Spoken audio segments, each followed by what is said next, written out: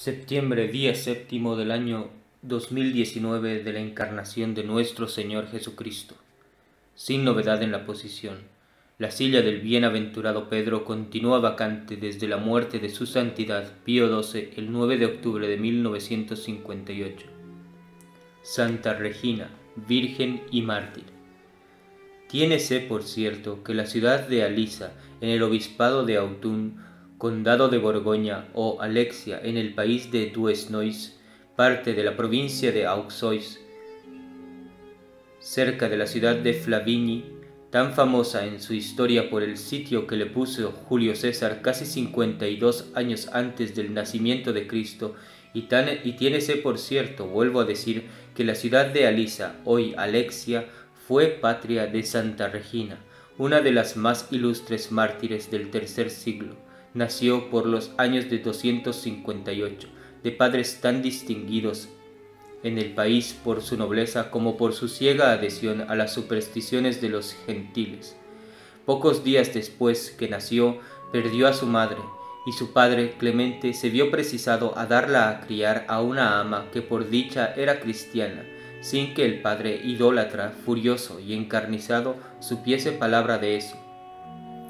No hubo niña más amable desde la misma cuna, por lo que él ama le cobró tanto amor como si fuera su hija, y la divina providencia que la había escogido en medio del paganismo para confundir la idolatría y para que triunfase la religión en una niña de 16 y 8 años, dispuso encontrase en su virtuosa ama todo cuanto había menester para ser una cristiana fervorosa.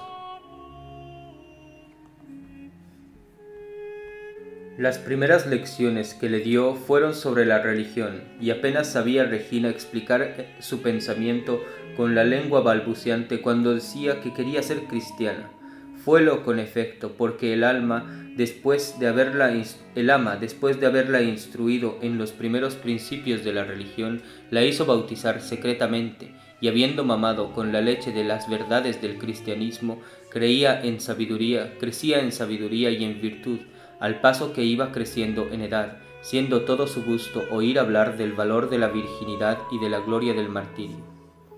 Habiéndola dotado el Señor de una rara hermosura y de un excelente entendimiento, desde luego comprendió que la virtud de la pureza, a que tenía tanto amor, era una flor que se marchitaba, estando expuesta al grande aire del mundo, y que sólo se conservaba a favor de la sombra y del retiro. Casi nunca se dejaba ver en público, pasando la mayor parte del día en los oratorios secretos de los cristianos, y lo restante del tiempo recogida siempre en su cuarto. El tiempo que no empleaba en la oración lo empleaba leyendo las vidas de los mártires, sintiendo más particular deleite en leer las victorias de las santas vírgenes que habían conseguido la palma del martirio. Y abrazada toda en amor de Jesucristo, resolvió no admitir nunca a otro esposo, escogiendo por su madre a la reina de las vírgenes. Dedicó pues a Dios con voto su virginidad desde sus más tiernos años, y en medio de ser tan niña, tan tierna y de una salud muy delicada, solo suspiraba ansiosamente por el martirio. Tenía gran cuidado de confirmarla en estos piadosos afectos su querida ama, instruyéndola en lo más santo y en lo más perfecto de la religión, y previendo que por su extremada hermosura estaba expuesta a sufrir grandes combates. La prevenía contra todos los lances que le podían suceder.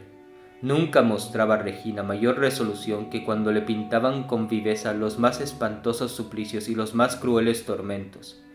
«Ten por cierto, ama mía», decía con tono firme y determinado, «ten por cierto que con la gracia de mi divino esposo nunca ninguna cosa será capaz de espantarme, y que antes que se cansarán los verdugos de atormentarme que yo de padecer, no me abandonará ni mi Señor Jesucristo, en quien tengo puesta toda mi confianza». Derramaba la piadosa ama dulces lágrimas de gozo y de ternura y de consuelo al oír estas palabras, y abrazándola tiernamente le decía: «Espero, hija mía, que no ha de tardar mucho en verte, hecha una ilustre virgen y mártir. Vivificóse muy presto este pensamiento o vaticinio. Estaba su padre tan satisfecho de la señora en cuya casa se había criado y educado su hija, que no quiso sacarla de ella hasta que llegase el caso de darle estado. Y aunque corría algún rumor de que su hija era cristiana, no le pareció conveniente examinar a fondo la verdad, o porque no lo creía, o por no verse precisado, si pasaban a las realidades las sospechas, a sacar a Regina de la casa donde estaba a pupilo, y acaso también a castigarla. Pero al fin, las ventajosas conveniencias que se le ofrecieron, pretendiéndola para esposa los primeros señores del país, obligaron a Clemente a ponerle a aquel que le pareció más rico, más ilustre y de mayor esplendor, y que pudiese hacerla la primera señora de Borgoña. Oyó Regina con modestia la proposición que le hizo su padre, y cuando llegó el caso de hablar le respondió en tono firme pero respetuoso: «Sé muy bien, padre y señor, el tierno amor que me profesáis, y que en virtud de él todo vuestro anhelo es hacerme dichosa, y con este mismo fin me proponéis esa rica conveniencia. Pero, señor, si se hallase otra cosa que fuese más ventajosa para mí, ¿no la abrazaríais con gusto?» «Sin duda», respondió el padre, «pero hija, ¿qué otro partido hay en toda la provincia que pueda hacer ventajas al que te acabo de proponer?» «El de ser cristiana», repuso la santa, «y tener eternamente por esposo al que es verdaderamente nuestro único Dios, nuestro Criador, nuestro Salvador y nuestro soberano juez». «¿Pues qué, hija mía?», exclamó el padre, «¿será posible que te hayan fascinado tanto, turbándote la razón de manera que te hayas resuelto a abrazar la extravagante secta de los cristianos? Ya me han querido persuadir que habías dado en esas ridículas supersticiones, pero yo nunca pude creer de tu buen juicio semejante locura». «No, no tenéis razón», replicó la hija, «padre y señor, para darle ese nombre. Nunca tuvo más juicio, nunca fui más prudente ni más discreta que cuando logré la dicha de ser cristiana. Y espero que vos mismo dejaréis de ser pagano inmediatamente, que os dignéis prestar dóciles oídos a las verdades de nuestra religión». El padre, o fuese movido de indignación o fuese de ternura, le volvió las espaldas y al tiempo de irse le dijo con tono colérico: «Tú lo pensarás bien, y verás si quieres tenerme más por tirano que por padre». Luego que Regina se vio libre, voló a contar a su ama la conversación que había tenido con su padre, y abrazándola el ama estrechamente, le dio la enhorabuena de tan dichoso principio, y la exhortó a que se dispusiese con la oración para el combate. Con efecto, irritado furiosamente el padre con la resolución de la hija, la llamó y comenzó a maltratarla después de haber experimentado inútiles los halagos y las amenazas. Por este tiempo llegó a Marsella Olibrio, gobernador de las Galias en el imperio de Decio, hacia el año 253, y pasando a Alexia, le informaron luego del lance que sucedía entre Regina y su padre. Quiso verla el gobernador por la relación que le hicieron de su extremada hermosura y de las demás bellas prendas que la acompañaban. Preguntóse Regina y apenas la vio Olibrio cuando quedó enamorado de ella. Recibióla con respeto y elogiando mucho su belleza, le declaró su pasión en términos a que cualquiera otra doncella la hubiera hecho titubear, pero Regina, fijos siempre los ojos en el suelo con vergonzosa modestia, le respondió que, teniendo la dicha de ser cristiana, había resuelto conservarse virgen hasta la muerte, prefiriendo la virginidad a todas las coronas de la tierra. No por eso desistió el gobernador y, continuando en sus tiernas y halagüeñas expresiones, la despidió diciéndole que esperaba hallarla más tratable el día siguiente. «Mucho os engaña, señor, vuestro corazón», respondió ella, «si os persuadís que pueda yo mudar nunca de resolución. Ni temo los tormentos, ni me hacen fuerza las promesas. Mi partido está ya tomado, y así tomad vos el vuestro».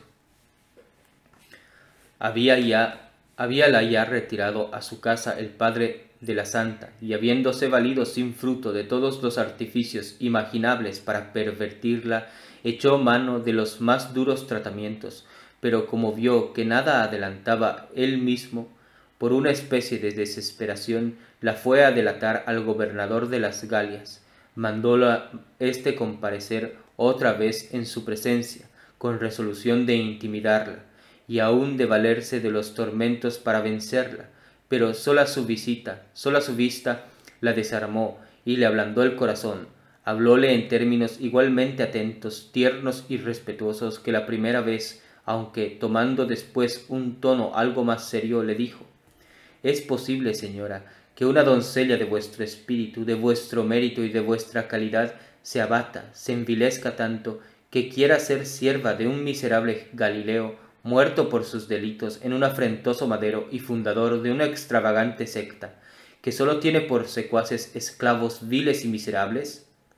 Ten, hija mía, más nobles pensamientos. Yo estoy prendado de ti, y no quiero reconocer otra esposa. Dándome la mano, serás una de las primeras señoras del imperio». Oía todas estas lisonjas nuestra santa con la mayor indiferencia y frialdad, pero luego que acabó de hablar el gobernador, le respondió: «Señor, ese que llamáis Galileo es el verdadero Dios. Él mismo escogió voluntariamente el género de muerte que padeció por nuestra salvación. Él mismo se resucitó por su propia virtud, los milagros que obró y en los cuales convienen hasta los mismos gentiles, prueban su omnipotencia y su divinidad. Estos mismos pensamientos que ahora mismo está inspirando a una tierna doncella y el valor que me comunica para despreciar igualmente las más lisonjeras esperanzas y los más terribles tormentos, no son tampoco el menor de sus milagros». Picóse el gobernador de esta respuesta y le dijo: «Ya que mi bondad no te ha hecho fuerza, veremos si te hacen más cuerda los suplicios». Y mandó al punto que la llevasen a la cárcel. No pudo Regina disimular su alegría, mostrándola en el semblante y en las palabras.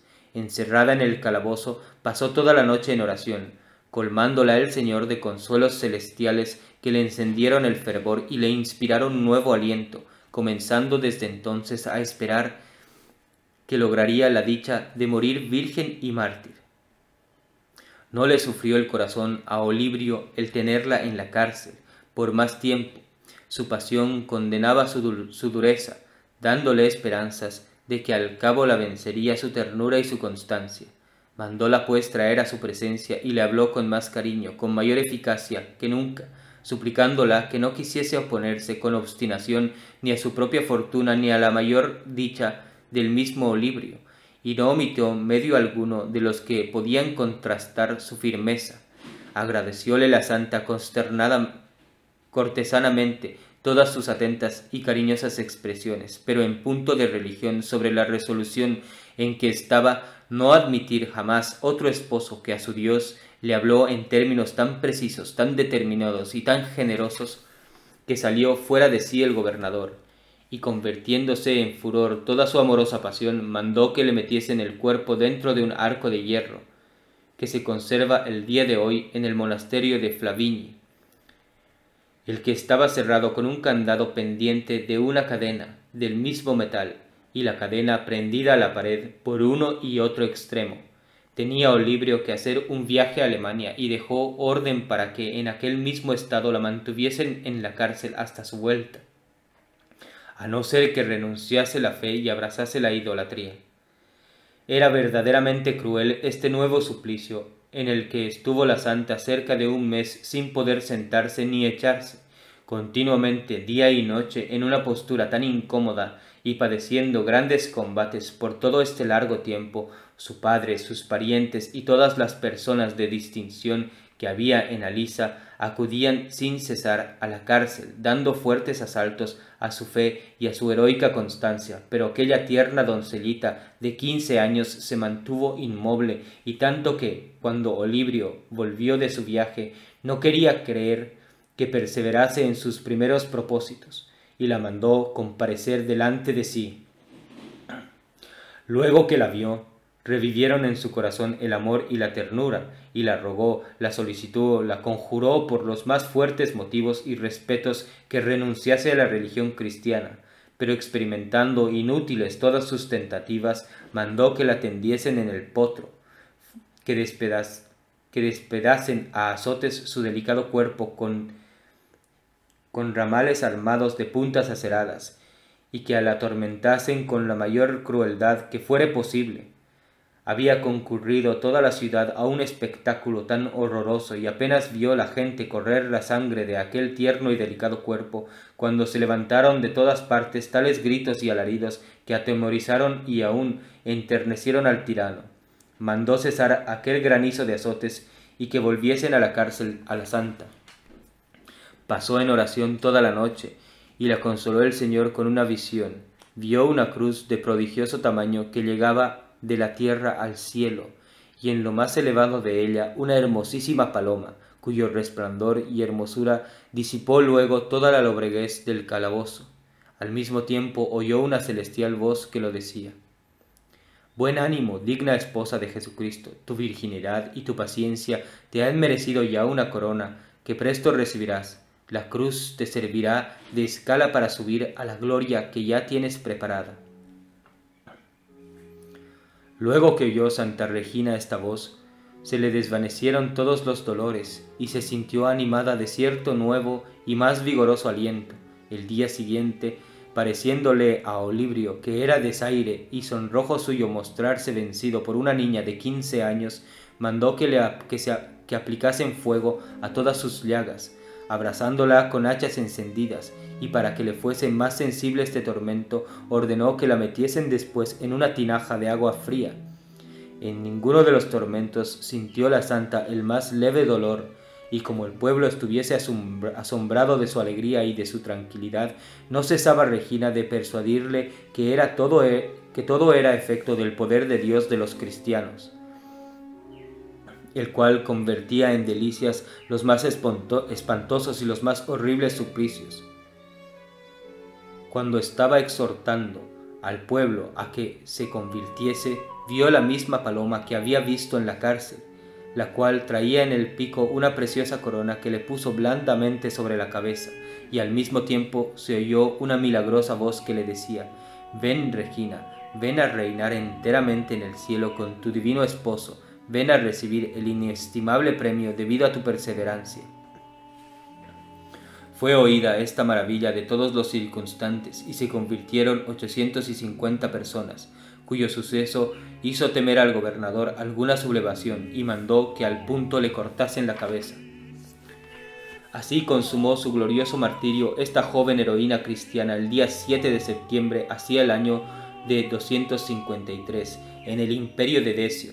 Enterraron los cristianos su santo cuerpo en Alexia, donde estuvo oculto todo el tiempo que duró la persecución, pero luego que gozó de paz, la iglesia fue elevado de la tierra y colocado en una rica caja.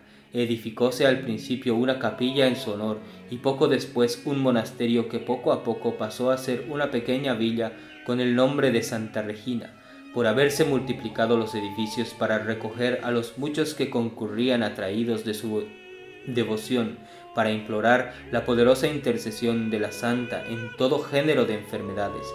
El abad Widrad, fundador del célebre monasterio de Flavigny, adornó y enriqueció mucho el sepulcro de Santa Regina.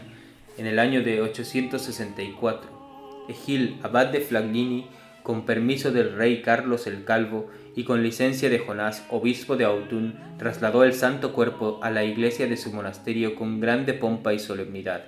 En ella es reverenciado hasta el día de hoy y por un prodigioso concurso de gentes que acuden a implorar su intercesión.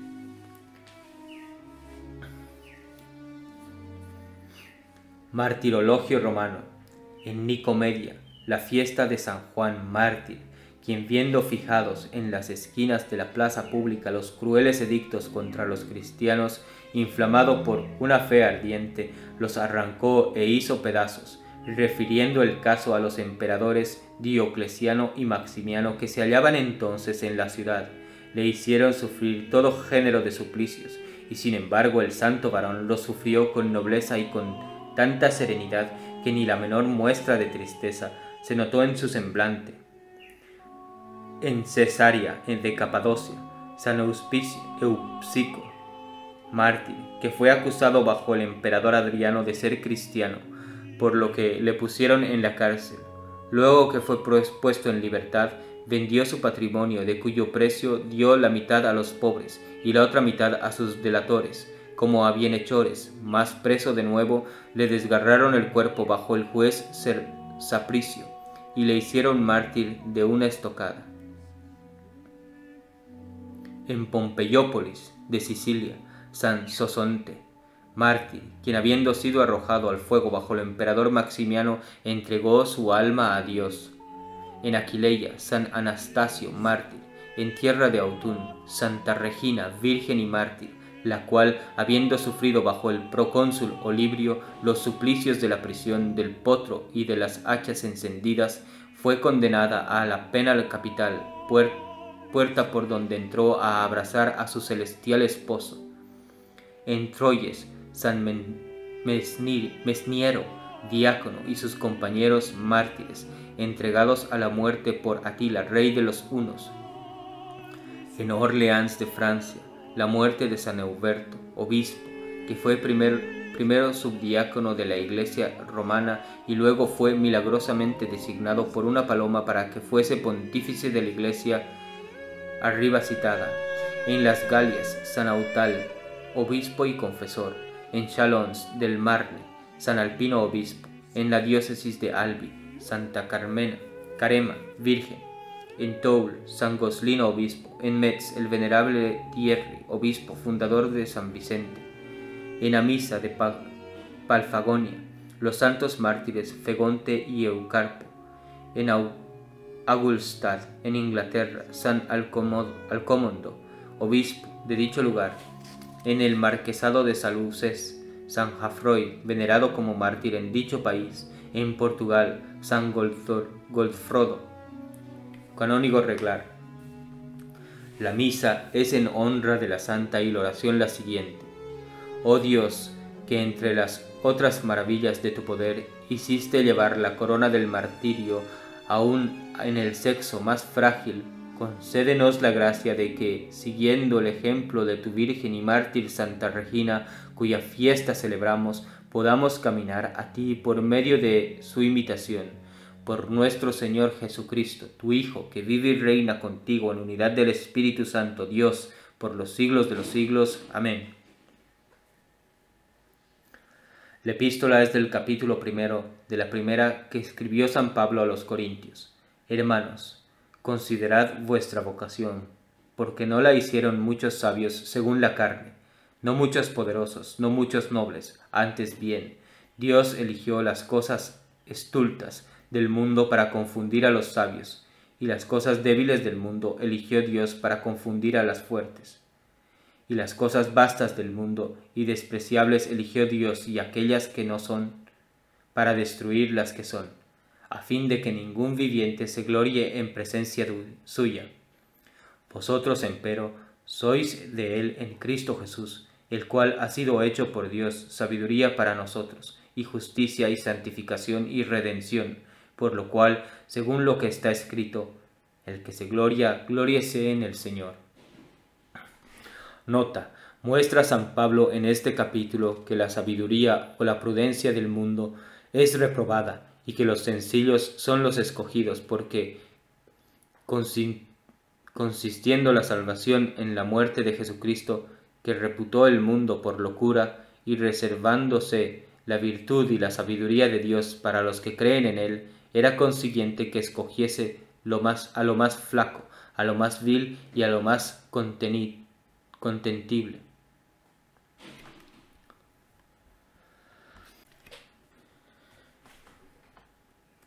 Reflexiones. Escogió Dios lo más flaco del mundo para confundir a lo más fuerte. Los caminos de Dios son esencialmente distintos de los nuestros. Nosotros pensamos, discurrimos y obramos como hombres. Dios piensa y obra como Dios. El hombre nunca obra con mayor prudencia en lo que emprende que cuando haya conexión entre el fin que solicita y los medios de que se vale. Dios nunca muestra más lo que es que cuando se sirve de unos medios totalmente contrarios al parecer para sus fines. Previniendo el Señor, dice San Agustín, que si convidara con su religión en primer lugar al senador, al poderoso, al orador, pudiera acaso decir, no me convida a mí, convida a mi dignidad, a mis riquezas, a mi elocuencia. Dijo, venid vosotros pobres, porque vosotros nada sabéis, nada tenéis, sois reputados en nada, y por lo mismo sois más a propósito para que resplandezca más en vosotros mi misericordia y mi poder, echando mano de vosotros para ganar a los grandes, para confundir a los sabios, y para convertir al mundo. Ninguno me disputará la gloria que está de esta grande obra, ni se querrá levantar con ella. Parece que debía Dios hacer este milagro, ni tampoco podía hacer otro mayor ni más visible. 12 pobres pescadores, y aún más groseros y más idiotas que pobres, fueron enviados a Roma, a Jerusalén y a Atenas para convertir a los judíos, a los griegos, a los romanos y con ellos a todos los pueblos y a todas las más bárbaras naciones. Pudiera haber empresa, pudiera haber proyecto más extravagante y más insensato, más quimérico, según aquello que se llama buen juicio, razón natural, sindéresis y alcances de la prudencia humana, si estos pobres hombres, aunque tan despreciables por su nacimiento, por su figura y por su grosería, hubieran siquiera ido a predicar una nueva religión que en nada fuese superior a las luces de la razón natural, una doctrina acomodada al gusto de los sentidos, que lisonjea la carne y que se aviniese bien con las pasiones y con el amor propio, adelante, aunque todavía no dejaría de parecer risible y de tenerse por extravagante el intento de 12 infelices pescadores. ¿Quién no se reiría de unos hombres de este carácter emprendiesen reformar al mundo, hacerle mudar de semblante e introducir en él una nueva religión, fuese la que fuese? Así discurría la prudencia humana, pero son tan escasas sus luces como limitado su poder, pues reconozcamos ya visiblemente el dedo de Dios en esta maravilla. Esos 12 idiotas emprenden adorar como único verdadero Dios a Jesucristo, que expiró en un afrentoso madero, emprenden hacer creer los incomprensibles misterios de la Trinidad, de la encarnación, de la resurrección, de la Eucaristía, y todo esto lo emprenden sin armas, sin riquezas, sin artificios, sin elocuencia, y sin protección alguna ni auxilio humano, antes bien, cuando todo el mundo se les opone, todos les contradicen, todos levantan el grito contra ellos, tratándolos de impostores, de locos y de hechiceros. Pero lo mejor es que lo emprenden y lo consiguen. El griego sujeta todo su ingenio y toda su sabiduría, el romano rinde todo su orgullo, con toda su superstición.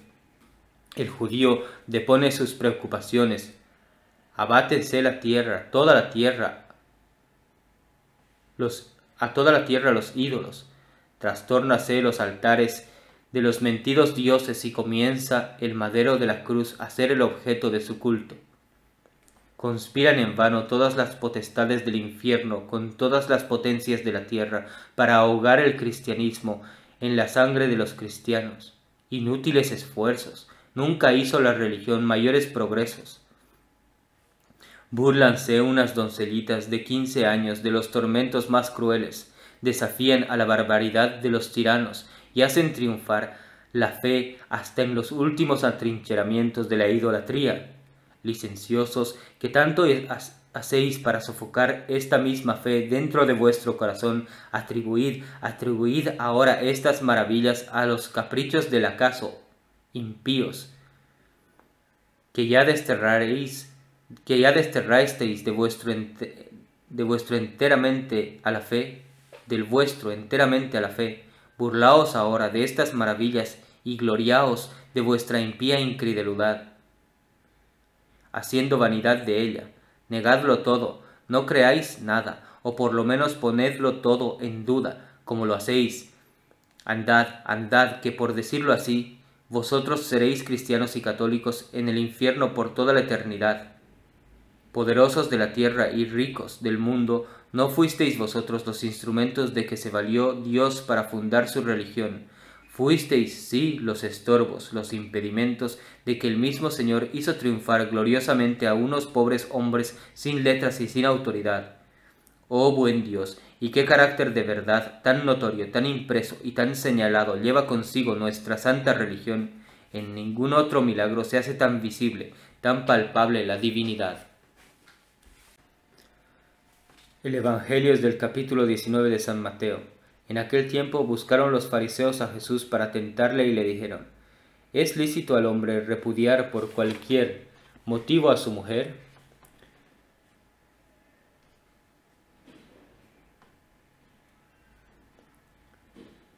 El cual respondiendo les dijo: ¿No habéis leído vosotros cómo aquel que creyó al hombre desde el principio los hizo macho y hembra? Y dijo: Por esto dejará el hombre al padre y a la madre, y se unirá con su mujer, y los dos serán una sola carne. Y así ya no son dos carnes, sino una. Por tanto, lo que Dios juntó, no lo separe el hombre. Pues ¿por qué? Dijeron ellos. ¿Ordenó Moisés dar libelo de repudio y separarse? Respondióles: Por la dureza de vuestro corazón os permitió Moisés repudiar a vuestras mujeres, pero no fue así al principio. Sin embargo, yo os digo que cualquiera que repudie a su mujer, sino por causa de adulterio, y tome otra adúltera, y cualquiera que tome a la repudiada, comete adulterio. Dijéronle sus discípulos: Si es tal la condición del hombre en orden a la mujer, no tiene cuenta casarse. Y él les dijo: No todos entienden esta doctrina, sino aquellos a quienes es concedido, porque hay eunucos que nacieron tales del vientre de su madre, y hay eunucos que han sido hechos tales por los hombres, y los hay los que hicieron eunucos a sí mismos por amor del reino de los cielos. El que puede entender, entienda.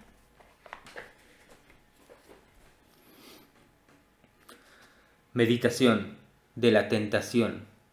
Considera que la tentación es prueba y es peligro, por cuanto es un lazo que nos arma el enemigo de la salvación.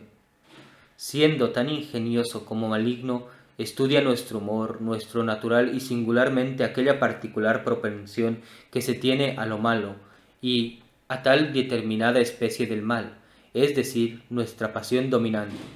Luego que se descubre lo flaco de la plaza, comienza a embestirla atacando y destruyendo las obras exteriores, ejercicios espirituales, delicadeza de conciencia, exactitud en la observancia, fuga de ciertos objetos, devociones tiernas, modestia escrupulosa, fidelidad en las cosas pequeñas, temor de las más ligeras faltas, penitencias y mortificaciones. Estas son las que se llaman obras exteriores o avanzadas y fortificaciones que cubren el cuerpo de la plaza. Una vez destruidas aquellas, no es posible que se haga larga resistencia. El demonio, como enemigo fino, sagaz y vigilante, sabe tomar bien sus medidas, lograr el tiempo y aprovechar las ocasiones de sorprenderla. Confíase siempre en cierta buena voluntad, en aquel antiguo horror a todo pecado grave, y se promete uno a sí mismo con seguridad una vigorosa resistencia. Pero dejóse arruinar o desmoronar lo que servía de dique contra la corriente, familiarizóse con las faltas pequeñas, pues llegan de repente con ímpetu y de tumulto los pecados graves cuando menos se piensa. El demonio está perpetuamente en acecho, y en viendo al alma, por decirlo así, a descubierto, espera la presencia de cierto objeto, la vivacidad o el crecimiento de la pasión, la favorable disposición del ánimo y de los humores. Entonces se presenta el enemigo, juega todas sus máquinas, pone en movimiento sus artificios y descarga el golpe mortal antes que se piense en él. Mi Dios, cuántas víctimas se degüellan, cuántos esclavos se hacen en un solo día. Hay tentaciones que vienen con mucha bulla, son perniciosas a la verdad, pero sorprenden poco. hay las mudas, y no son estas las que menos se deben temer, hay las lisonjeras, cortesanas y cariñosas, estas son las que jamás hierran el golpe. Es la vida del hombre una perpetua guerra, en ella todo es emboscadas, todo peligros. Desdichado de aquel que no está continuamente con las armas en la mano, desdichado del que no está siempre alerta. ¿Cómo nos portamos en este punto? ¿Cuál es nuestra vigilancia, nuestra atención y nuestro trabajo? Velad y orad sin cesar, dice el Salvador, para que no os sorprenda el enemigo, que nunca se duerme. ¿No nos moderará nada nuestra conciencia en este particular? ¿No nos remorderá nada nuestra conciencia en este particular? Punto segundo. Considera que no siempre es el demonio autor de la tentación. Nosotros mismos somos muchas veces nuestros propios tentadores. Nosotros nos armamos los lazos y nos fabricamos los precipicios en que nos precipitamos miserablemente. Nuestros mayores y más poderosos tentadores son nuestras mismas pasiones. Nosotros mismos nos divertimos y gustamos mucho de sustentar estas fieras, que nos despedazan y nos devoran. ¿Cuántas veces, cansados de nuestra tranquilidad, vamos a buscar el funesto origen de nuestras más peligrosas inquietudes? Y después de atribuimos al demonio las desgraciadas caídas de que fuimos nosotros los únicos autores. Vase a buscar la tentación hasta en su mismo origen. Vanse a provocar imprudentemente aún aquellas ocasiones que, por decirlo así, no se habían hecho para nosotros.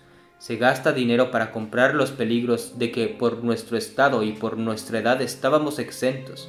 Por puro gusto se asiste a aquellas concurrencias donde están unidas todas las tentaciones. Sin más precisión que la del antojo, se concurre a aquellos espectáculos donde ya se sabe que están como convocados todos los artificios del enemigo. Estréchanse amistades y conversaciones en que no se ignora y se brinda al vecino sin disimulo y descubiertamente.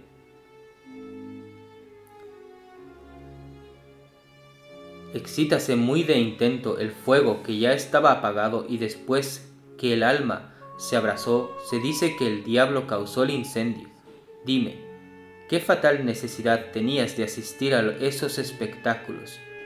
Ni de beber, digámoslo así, por los ojos y por los oídos aquel mortal veneno. ¿No será cosa graciosa que atribuyas al demonio aquellas conversaciones tiernas, halagueñas y peligrosas? Te expusiste por tu regalado gusto a un aire inficionado, y después te quejas del estrago que hizo la peste de tu alma, peste en tu alma. Un anacoreta de profesión sale sin necesidad del desierto donde estaba bien defendida su inocencia. Una persona religiosa quiere ver el mundo más de cerca y se derrama en conversaciones enteramente aseglaradas, con esparcimientos totalmente profanos, en discursos vanos y perniciosos, y después se queja de que siente poca devoción, de que padece distracciones de espíritu, y en fin, de sus descaminos y de sus funestas caídas. Confesemos, pues, que por lo común nosotros mismos somos los artífices de nuestras más lastimosas desgracias. No siempre es el tentador nuestro mayor enemigo, y así atribuyámonos a nosotros mismos nuestras propias desdichas. Mi Dios, cuánta materia para reflexiones me ofrece mi propia malicia, y cuánto me acusan estas mismas reflexiones. ¿Qué victoria me puedo prometer de las tentaciones que yo mismo busco, a que me expongo por mi antojo? Asistidme, Señor, con vuestra gracia, contra las tentaciones, pero no permitáis que yo sea el mayor tentador de mí mismo. Espero que en adelante no tendré más de qué acusarme en este particular. Jaculatorias. Bienaventurado aquel que siempre está temeroso. Trabajemos en el negocio de nuestra salvación con temor y temblor. Propósitos. 1. La mayor parte de las tentaciones nacen en nuestro propio terreno. Todas encuentran inteligencia y apoyo en nosotros mismos. Por tanto, es menester estar siempre alerta contra nuestro propio corazón. En logrando la ocasión, nos hacen traición todos nuestros sentidos. A la menor señal, al menor ruido, despiertan las pasiones que parecían más dormidas y apagadas. Éntrase con seguridad en las ocasiones con el pretexto de que no hay peligro cuando el corazón está arreglado, pero apenas se entra en ellas cuando se amotina la pasión. Serán muy pocos aquellos a quienes no se lo haya enseñado así una triste experiencia. Escarmienta en cabeza propia, o a lo menos en la ajena. Huye de las ligeras ocasiones. No te fíes de tu perseverancia, ni de tus victorias, ni de tus penitencias, ni de tu edad, ni de tu devoción. Nunca envejecen ni decaen. Nunca mueren nuestras pasiones antes que nosotros, ni envejecen ni decaen. Evita cuanto puedas concurrencias, conversaciones y familiaridades con personas de diferente sexo. No asistas a espectáculos profanos ni a aquellas diversiones en que reina el espíritu del mundo. Es prudencia desconfiar de sí, en todo. El pretexto de piedad, de caridad y de obra de misericordia fue no pocas veces fatal escollo en que dio al través la más austera virtud. 2. Aquella temporada de retiro a la casa de campo para gozar del buen tiempo es muy ocasionada y favorece mucho al tentador, por lo que es menester hacer provisión de grandes precauciones. No está exenta de tentaciones la soledad, ni aun el desierto. Imita a aquellas grandes almas que todas las horas renuevan su vigilancia con algún acto interior o también con una breve oración vocal. Sobre todo, guárdate mucho de ciertos esparcimientos de corazón, porque nunca es más de temer la tentación que en las alegrías excesivas.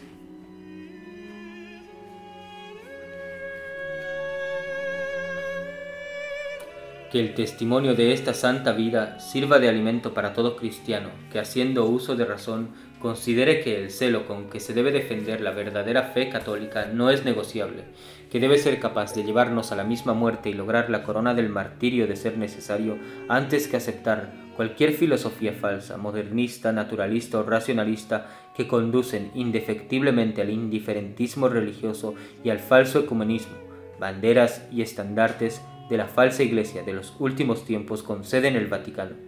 ¡Viva María Santísima! ¡Viva Cristo Rey!